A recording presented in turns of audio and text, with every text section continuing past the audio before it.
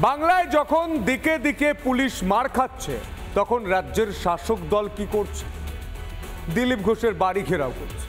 খড়গপুরে দিলীপ ঘোষের বাড়ির সামনে তৃণমূলের গুন্ডামি, বিজেপি নেতার বাড়ির সামনে স্লোগান তৃণমূল কাউন্সিলরদের, পাল্টা প্রতিবাদে বিক্ষোভ বিজেপি কর্মীরা। দেখো, বেয়াদবি করতে আসে কেউ যে পার্টির, তাকে বাড়ি থেকে টেনে নিয়ে রাস্তায় পিটবো। ছ্যাবলামি করলে আমরাও জানি কাকে এবার সুবিধা করতে হবে। পুরোটা কারো বাপের জমিদারি নয়। দিলীপ ঘোষের মেয়ে এরকমই থাকবে, কারো বাপের খায় না পরে না। শুক্রবারের পর শনিবারও শাসক দলকে উত্তর দিলেন সেই একই স্টাইলে।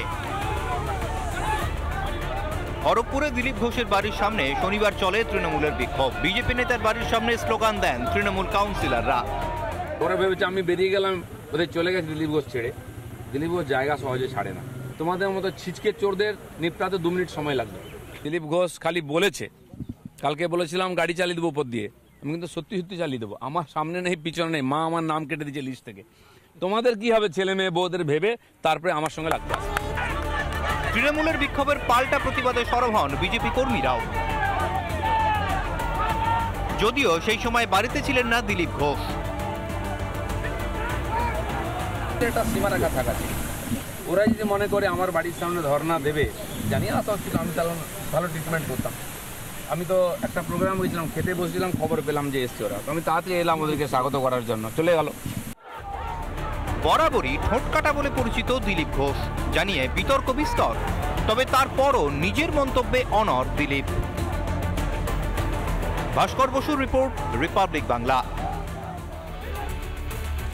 2026-এ বিধানসভা ভোট যত এগিয়ে আসছে তখন কার্যত মারামারি দ্বন্দ্ব শুরু হয়ে যাচ্ছে কাদের মধ্যে?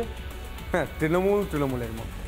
গোষ্ঠী কোন্দল চলবে না, কেষ্টু আর কাজলকে এক হয়ে চলতে হবে বার্তা দিয়েছিলেন রাজ্যের মুখ্যমন্ত্রী মমতা বন্দ্যোপাধ্যায়। বার্তায় সার।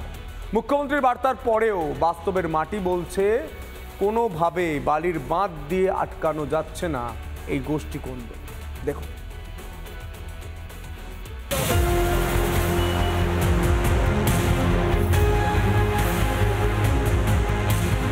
বীরভূম মানে তৃণমূলের গোষ্ঠী কোন্দল।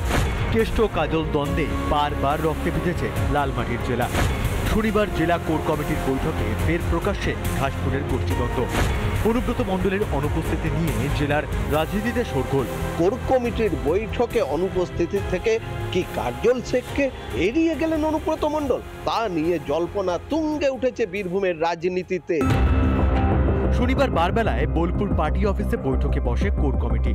আহ্বায়ক বিকাশ রায় চৌধুরী ছাড়াও ছিলেন মন্ত্রী চন্দ্রনাথ সিনহা, আশিস ব্যানার্জি, বিধায়ক অভিজিৎ সিনহা, ছিলেন বীরভূম জেলা পরিষদের সভাপতি কাজল শেখও।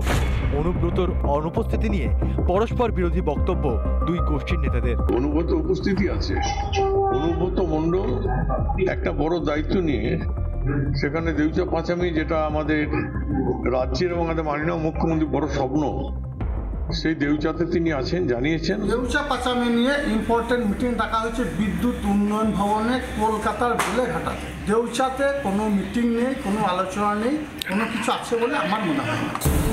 কিন্তু কাজল এই কথা বললেও বাস্তবে দেখা গেল অন্য ছবি। দেউচা পাঁচামি নিয়ে মোহাম্মদ বাজার ব্লক অফিসে বিডিও ওসির সঙ্গে রুদ্ধদ্বার বৈঠক অনুব্রতর।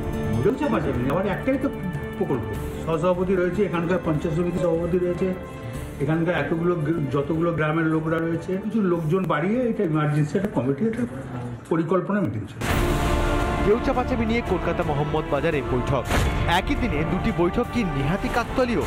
মোহাম্মদ বাজারে অনুব্রতর নেতৃত্বে মিটিং, কিন্তু অন্য কথা বলছে। বিধানসভা ভোটের আগে কাঁটা দিয়ে কাঁটা তুলতে মরিয়া তৃণমূল, তাই প্রিয় কেষ্টকে দিয়ে কাজল শেখের ডানা ছাড়া শুরু করলেন মমতা। বীরভূম থেকে মনোরঞ্জন চট্টোপাধ্যায়, রিপাবলিক বাংলা।